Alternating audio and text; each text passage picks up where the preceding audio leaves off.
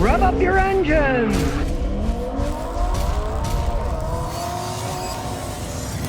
Now, cars can overheat for many reasons, so we're going to start out by doing the obvious checks. Open the hood.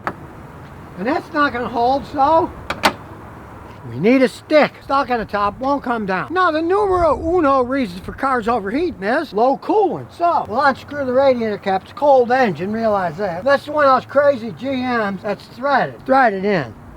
You can see it's getting goopy. Old coolant. Clogged coolant will make it overheat too, but it's low on coolant. So, start with the basics. Pressure test the system.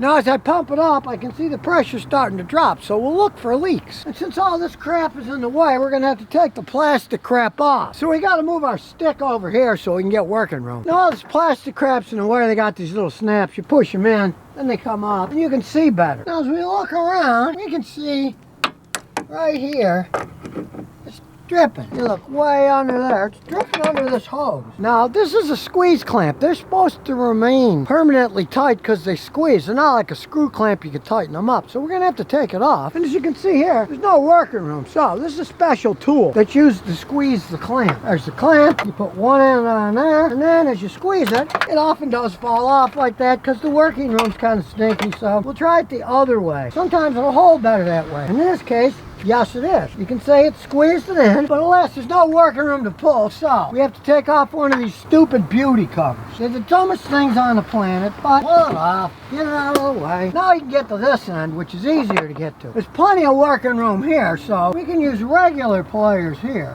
where it's a much easier job, see? Now we can wiggle this end off. Now we have it off. And what we see is, the outside has a bunch of corrosion. Now that's typical when these age, even though there's no holes in it, they're not supple anymore, and they start seeping. And this end's going to be the same way on the radiator, excepting that there's no working room here. So it's a lot harder getting these off. We'll try again. This time it held.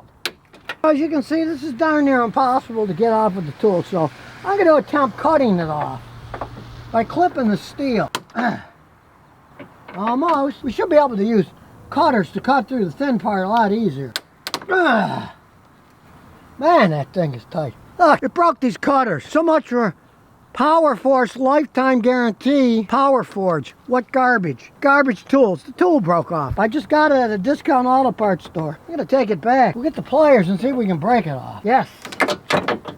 Success. And now with the help of a giant screwdriver, we can pry the hose off.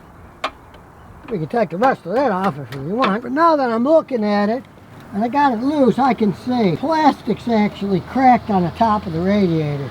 It's the radiator cracking that's making it leak. So it needs a radiator. Now, here's a reason you don't necessarily want to use the supposed discount auto parts stores in your area. I went to one. I called them up first. And I said, how much is the radiator for this?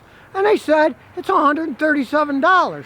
Now, I know you can get them online for 99 bucks or so. I thought, well, that's not too much of a markup, right? So I mosey on down to the store. They get the radiator, they bring it out. I get my credit card and I look, the radiator all of a sudden is $277. They just scammed me by giving me a low price and said, oh, somebody made a mistake. It's 277 bucks. The owner of the car's like, I'm not gonna pay that money. I can get one for 99 bucks. He had time, he was in no hurry. So he got a Murray.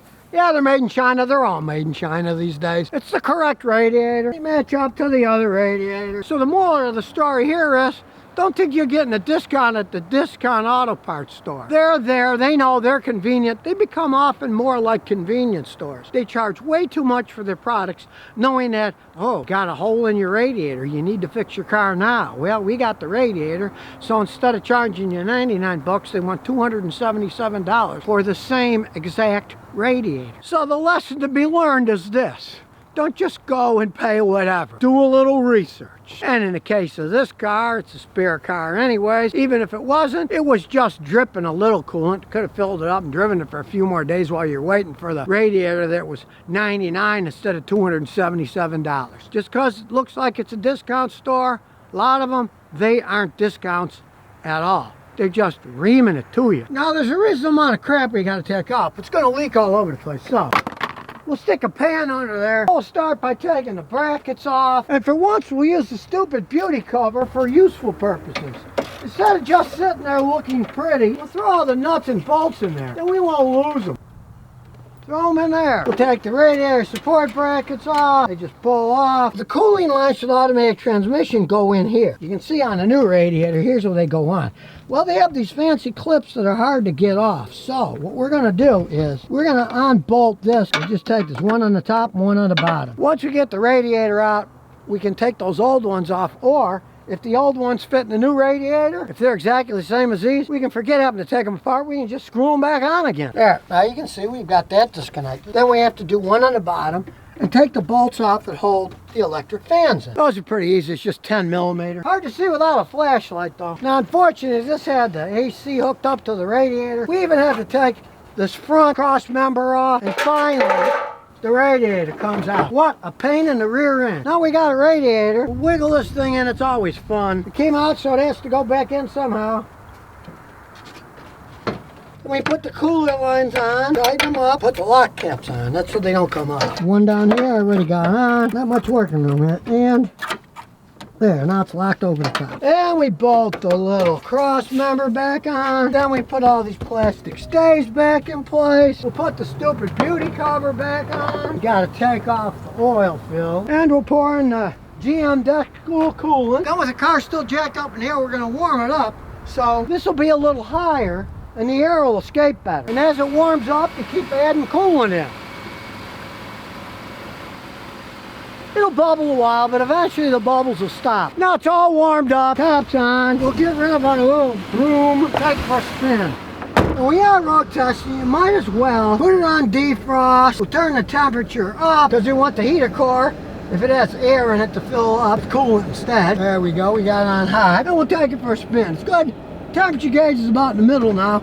We'll take it for a little spin and see what happens. It's an old Buick with a reasonable amount of mileage on it, but still rides pretty good. Now the temperature gauge is staying a little bit below medium, which is normal for one of these. So there we have it, putting the radiator in this thing, fixed it all, stayed in the middle. It was a pain because of GM's design of hooking the air conditioner stuff all to the radiator. You got to disconnect all that stuff, put it all back together again. Squirrely design, but it's done. And in the end, we only had to pay 90 bucks for the radiator. And if we learned one thing, it's this. Don't think you're gonna get discount prices at discount auto parts stores. Price around before you fork out 300 bucks for something you can get for 90. And here's some bonus questions and answers. Well, the EPA is now making higher pollution standards for big trucks, big 18-wheelers, all the big trucks. Rather amusing because, you know, some of these states like California, Oregon are saying, we're going to ban the sale of gasoline cars by the year 2030 and la, la, la, right? Well, here's what the government says about the large trucks and buses. They want to reduce emissions of nitrogen oxides by 50% by 2045. Okay, they're just talking about getting rid of nitrogen oxides, 50%, only half of it, by 2045. How come they push on us, the consumers? Well, you got to drive the cleaner things, so by 2030, we're going to blah, blah. But the big trucks and buses, well, you got until 2045 to only do half of it, right? It just amazes. And these, of course, are what they're shooting for, which means nothing in the real world. What's actually going to come out of it? Who knows? No one has any idea what actually is going to come out of it. But I just find it amusing, and when it comes to the big boy stuff, well, you got to lower this nitrogen oxide by 50% by 2045. It's a long time from now, right? As usual, the Democrats are applying to their base. And here's what they say, and I quote, "We're worried about the health of 72 million people living near truck freight routes in America, including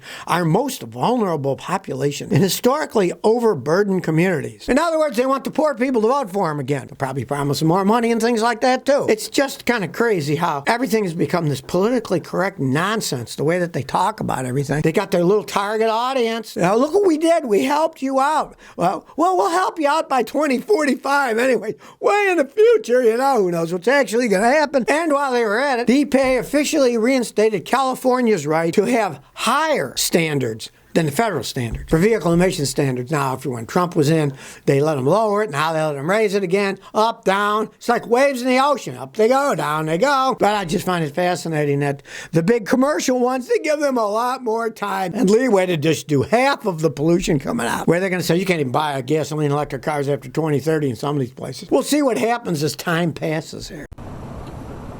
So if you never want to miss another one of my new car repair videos, remember to ring that bell.